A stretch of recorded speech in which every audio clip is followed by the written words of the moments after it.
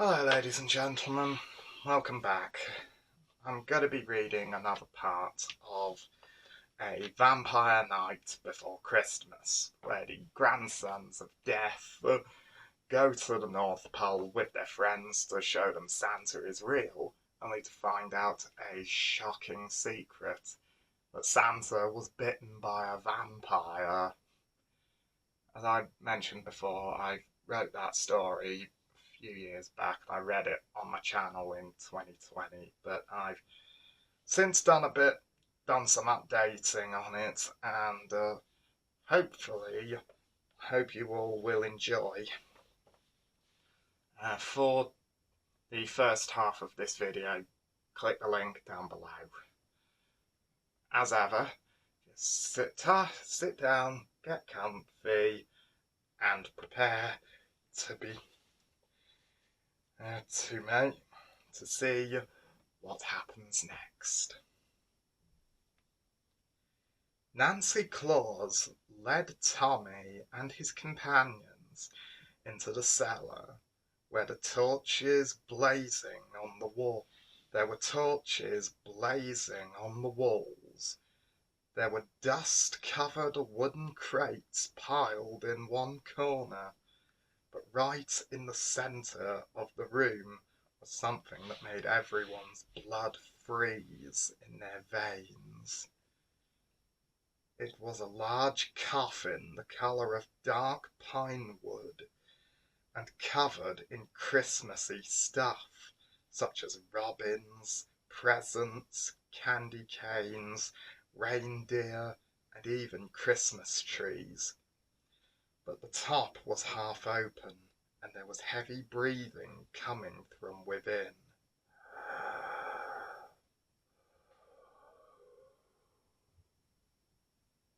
Sorry, I just had to do that for the effect. And chains are leading into it from links in the bottom of the coffin stand. Santa? Are you in there? Beth asked as they edged slowly forward. Then Santa Claus burst out of the coffin. His flesh was now marble white. His eyes were blood red. His large arms, which he was now thrashing around like a mad ape, ended in long claw-like nails. And his 3-inch long fangs were bared as he let out a blood-curdling screech. Beth screamed and leaped into Tommy's arms. Nicola landed on her backside. Dylan and Jonah threw themselves behind Tommy as he stood there with a shaking Beth in his arms. Santa, calm down. It's us, Tommy and Jonah Davidson. We're Death's grandsons. We're here to help you, Tommy cried over Santa's monstrous roars.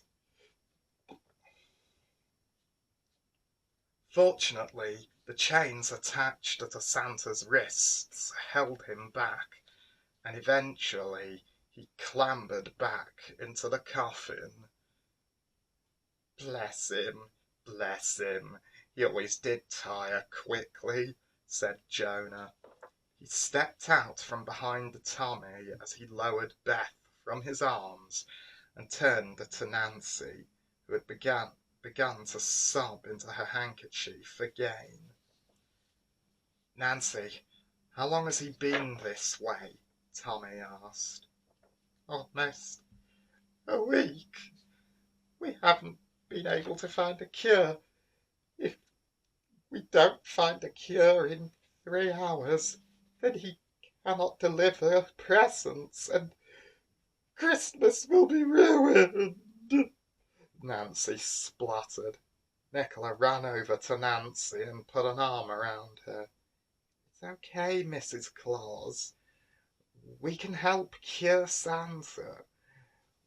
Can't we, Tommy? She said confidently. Tommy nodded and then turned to his companions. Right then, everyone. We should split up. Beth and I will go to Santa's office, see if we can find any clues as to what happened to him and if there's any way to cure him. Jonah, you stay here with Nicola and Dylan. Look after Nancy and keep an eye on Santa, Tommy said. Then Nicola piped up. Tommy, what is this, Scooby-Doo? Don't you know that splitting up is a dangerous idea? Nicholas snapped, the sarcasm and irritation in her voice. But Dylan let out a bark of laughter. I think it's a good idea, he said. Tommy and Jonah nodded to him with a smile on their faces. Also, Nicola, you forget that Tommy and I have done this before. It usually goes well and not badly, Jonah said confidently. Then Tommy left with Beth to Santa's office, while Jonah and the others stayed with Nancy. I should warn you, though, there is going to be a shock in store for y'all. You have been warned. An hour later, Tommy and Beth were in Santa's office, which was surprisingly tidier and more organised than the rest of the workshop, to look for clues to cure him.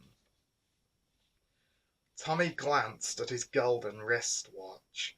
They only had 3 hours till midnight, so they needed to find a way to find a cure soon, or Christmas would not happen this year.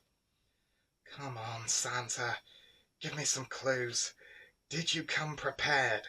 Tommy muttered to himself as he looked through Santa's desk drawers. So far, there was nothing. But then Beth came over to him with a large sky blue bowl that carried a roll of paper, a bottle of milk, and what looked like ingredients for something. I found this behind his armchair. Maybe the note could have some answers, Beth said confidently, as she placed the bowl upon the desk. Tommy nodded and unrolled the paper, which read in green ink. To whomever may read this letter. If you are reading this, then I have been bitten by a vampire. But you must know that it was no ordinary vampire. It was my wife, Nancy Claus. She hasn't been able to control her condition of late. It has taken control of her, and she cannot control it any more. I have managed to make a cure, but she may turn me before I can get it to her. But do not worry. I know of a cure for me, if I am turned, and it will be written below. The ingredients will be with the note, and the instructions are below. Sincerely yours, Santa Claus. Recipe to cure Santa Claus of the vampire bite. 500 grams of self-raising flour, 300 grams of butter, 200 grams of white sugar, 500 grams of milk and white chocolate chunks.